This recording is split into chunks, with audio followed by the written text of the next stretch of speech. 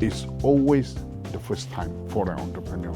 Yeah, it's difficult, right? When you meet somebody else, you're like, why are you doing this? You know it's difficult.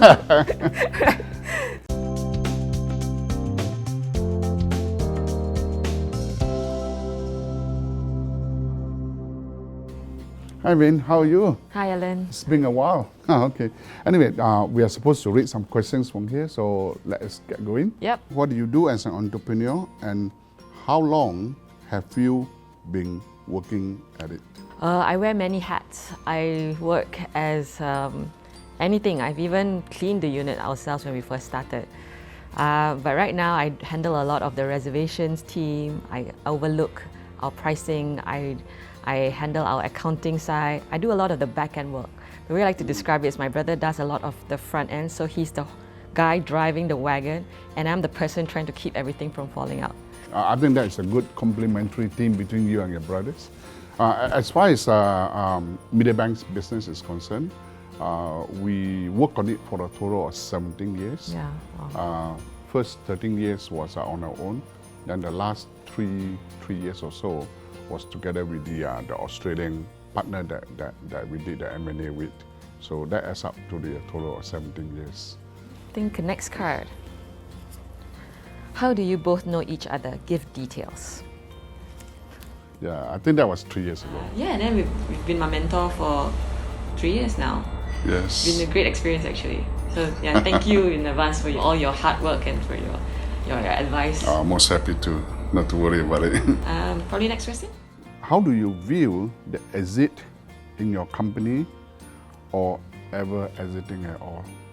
Oh, I don't have an exit yet, right? So obviously, it's an entrepreneur's dream, right? To one day be able to exit, and retire rich and happy like you.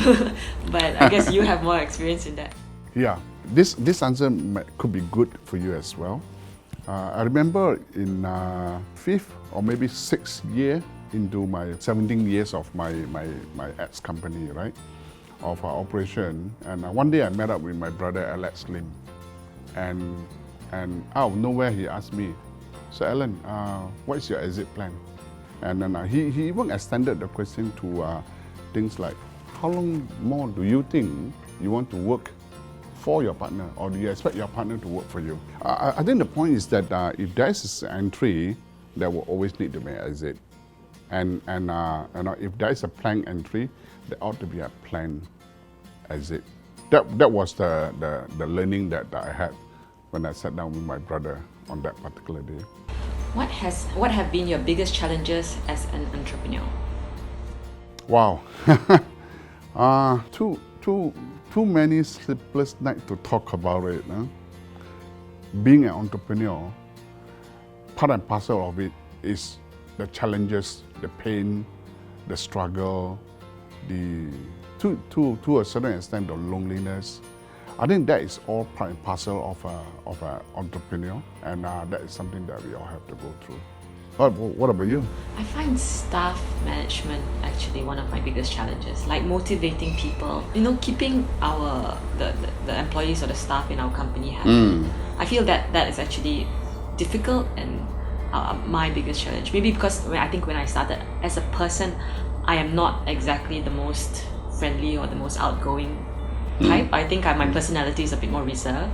So and how do you come up from that and change the way you behave, or even if you are feeling a pressure yourself, how do you not let your staff know that there's a problem, right? True. How do you keep it to yourself but still keep everyone motivated and make sure the ship still runs? Yeah, if you ask me, in my case, I think that is also definitely a huge challenge. Huh? Yeah. I mean, we walk through a lot of it. I mean, the KPIs, how do you set things, and we try to implement them, but with people it's always very tricky. How do you do it? Yeah. What are you feeling towards your competitors? Coexistence or monopoly? If I could put another story behind this question, we started Mediabanc being the player and the industry. So practically we don't have a competitor when we started in Malaysia, Singapore, Indonesia, and Philippines. And we find that we actually encounter a lot of challenges developing the industry by ourselves. Yeah. educating, doing market awareness.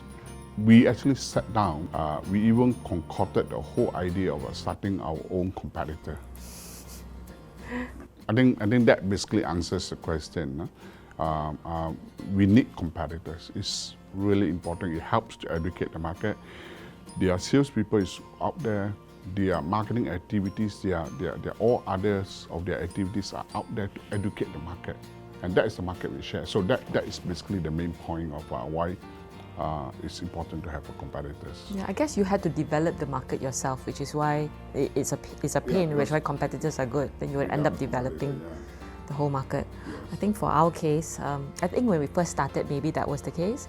But then as more competitors came in, I mean, it does provide challenges, I wouldn't lie. So we've made it a point to see whether there was any way we can coexist rather than just completely try and, I don't know, kill off your competition. I think that is a good point. Because the market is huge. Yeah. It's just about developing. We only own like 5%, even just us, right? So. In addition to that, competition is just one equation of the total business. Yeah. There is another equation is like the authorities, the rules and regulations. So this is where you need to get together with your competitors to work on it as well, right? So coexistence is definitely necessary. Yeah, benefits in numbers, right? So we do have to learn to work together. Right, good. How do you think entrepreneurs are viewed in society? This is a very interesting question. Well, it's not frowned upon. People tend to think that it's better than it is, I feel. I think society-wise, it's not a bad thing to be an entrepreneur. Like people will not look down on you for, if you introduce yourself and you say you're an entrepreneur. I think people tend to give you props for having guts to come out and doing it yourself. But I think the reality is quite far from it, right? So you actually have to deal with it. When one entrepreneur looking at another entrepreneurs? Yeah, like I would never advise a junior guy to if I start their own business. Yeah, it's difficult, right? Yes. I mean, it's something that you have to really think about it and really be passionate about it before you start. Yes. It's just not exactly a walk in the park.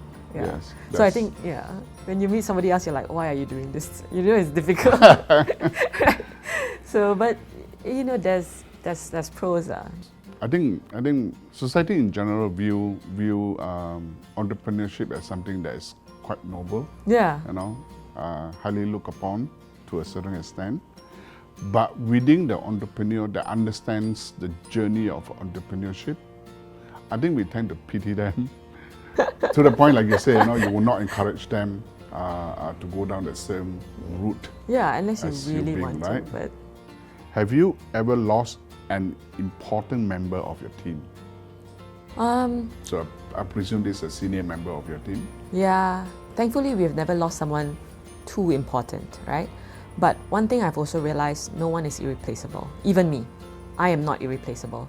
So I would say that yes, you can never stop people completely from leaving if they want to leave or if they have a different opportunity and they want to pursue that.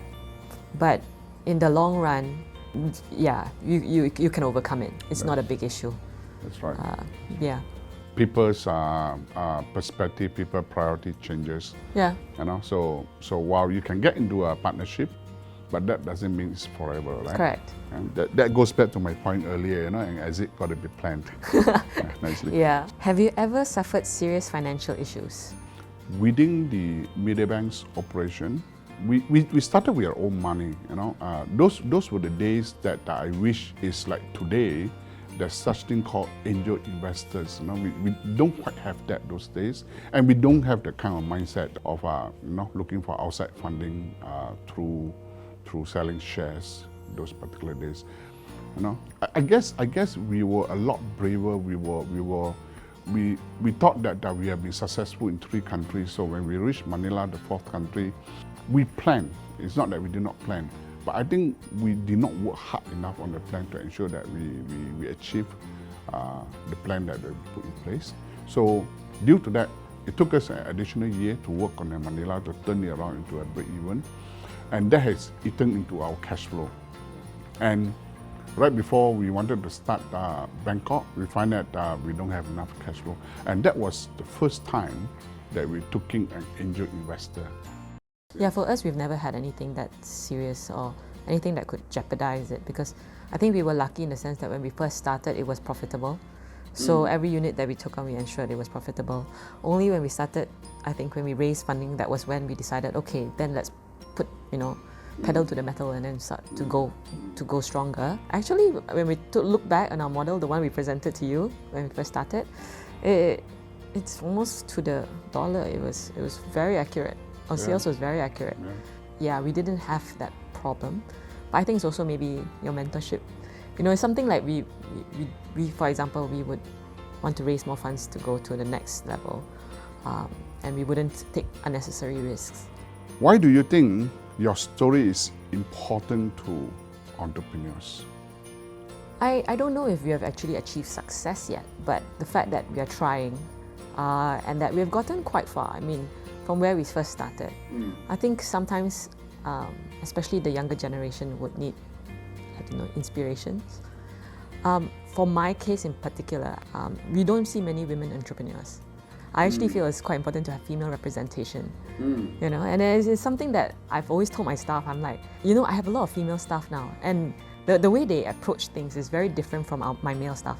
My male staff would have no problems coming up to me and saying, I think I need a raise, and without any justification or anything. Whereas, my female staff would really keep it to themselves and hold it to themselves. I think, in a way, for me, it's not so much to anyone outside, but the people who work with us, I would like to be some sort of a role model for them rather than anything else. Yeah. Good.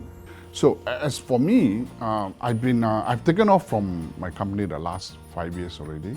So I have sort of dedicated my time to sharing my experiences with the young entrepreneurs. I've been doing that for the last 5 years. I really think that it's important to share my entrepreneurship journey with the younger ones. The more important point is that it's always the first time for an entrepreneur. So be it you face the first challenges or what I would call it sort of a corporate life cycle. So in each of it, there's lots of faults, lots of challenges, lots of pains that the entrepreneur goes through. I cannot say that I've been through all of it, or do I know all of it, but I think through my sharing with them, I would like to think that I did help quite a few of them. Yeah, I mean, I think I fully agree. I'm actually a product of your mentorship. So I feel I've really benefited from your experience actually. Just how would we go about expanding our business? What do we have to look out for? Things like marketing spend. Are we spending too much, too little? If you're going to open in Penang, how much do we have to put aside and make sure that we have enough to be successful there? Things like that, I think really helps us. Thanks so much for your time, Alan, and coming here to share it with us. Well, no problem. I'm most happy to sit down with you anytime.